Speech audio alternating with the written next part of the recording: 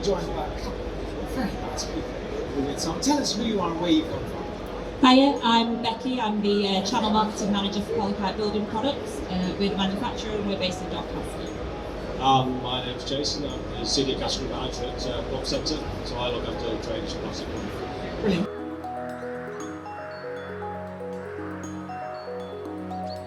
Well, it turns out we've been trading together for about 25 years now. So, really? Yes, that covers plastic plumbing, rainwater, soil waste traps, a bit of underfloor heating, underground drainage, all the good stuff.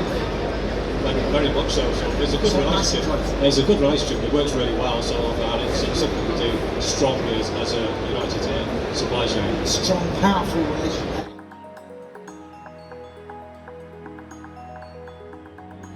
We recognise that we're both fortunate and sort of responsible position to have a really strong environmental social governance policy. Yeah. So we looked at how we could do that within both our businesses, and the realisation was that the influence that we have with our customer base, so 400 branches, the house build sector that we work with, and the primary merchants that we work with, such as Polypipe, we've got a great opportunity to look at the products that we use. Yeah. So we looked at how we use plastic and how we return that plastic into the supply chain to create that closed loop policy. So that's worked really well so far. It's been really interesting.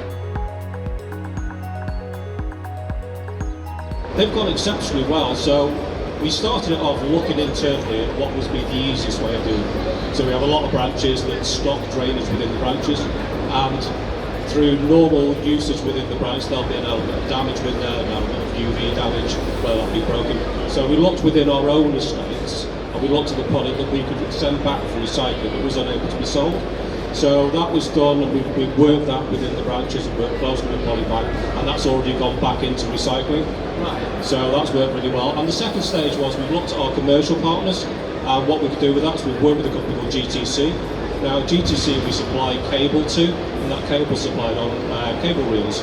And those cable reels, we needed to understand how we get those back, how we work and how we support the commercial customer. So those actually come back to us now on a palletized, and that pallet is sent back into Polypipe for granulisation and back into the product base. Yeah, so like Jason was saying, when we identify a waste stream somewhere in our supply chain, Polypipe will have a look at what our nationwide fleet of vehicles is doing delivery-wise that week. We will look at the smallest possible diversion to go and collect that within our normal activity, so we're not adding extra vehicles. I was going to say you're not adding extra Absolutely journeys. not. Luckily we have our own fleet that's up and down the country all the time. So we will go and identify the waste, collect that waste, bring it back into our environmental management area, which is based on our manufacturing site in Doncaster. And once it's there, we'll separate it into its component parts. We'll recycle the types of plastic that we can on site, and then that goes back into our manufacturing process. And then anything that we can't use directly, we pass on to a third-party specialist recycling partner. Luckily at this point, no. We already had an environmental management area set up, and as I say, our fleet was doing its thing. I think as this trial continues to grow and succeed and we start bringing bigger volumes in, yes, we're absolutely going to have to. For good reason. Yes, absolutely. We are at an exciting stage at the moment where we're starting to work with our national housing developers. So we're starting to trial putting crates onto the sites. So when the installer's working on a plot on the site, we now have the ability to put those used plots and cut-offs, brick wrap, etc., into a crate on site.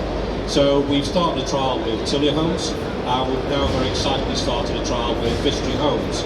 So we're working in collaboration with these national developers, understand how we can best remove the plastic from the site, get it returned to Polypipe, so Polypipe can remove it back and put it back into the supply chain.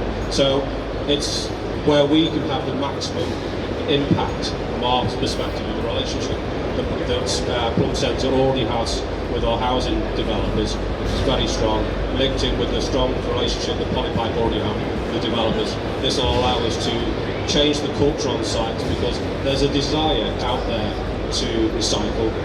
What we need to do now is ensure that they have the capability to be able to do it. Well, we're starting to see results now, albeit slow. We're at early stages, but we are starting to see results now. And the feedback that we're getting from the developers is actually exceptionally strong.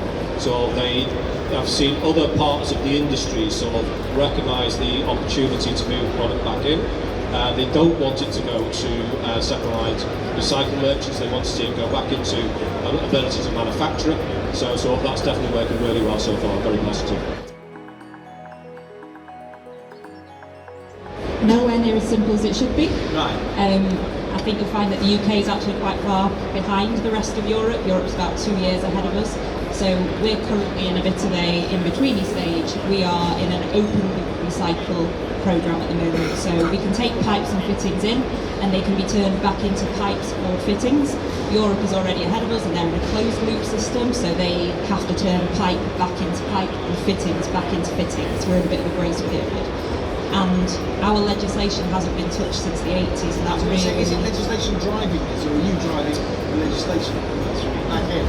So we need to be driving it from the back end because we haven't looked at it since the 80s, and we have these really ambitious targets to use a higher percentage recyclate in our manufacturing process, and yet the legislation kind of ties your hands on certain products. So anything that touches potable water has to be entirely virgin material, and what we're saying is, if we can take in a British Standards Institute, do the testing and prove that a product that's made with recyclate can meet the same performance and safety standards, we should be allowed to do that.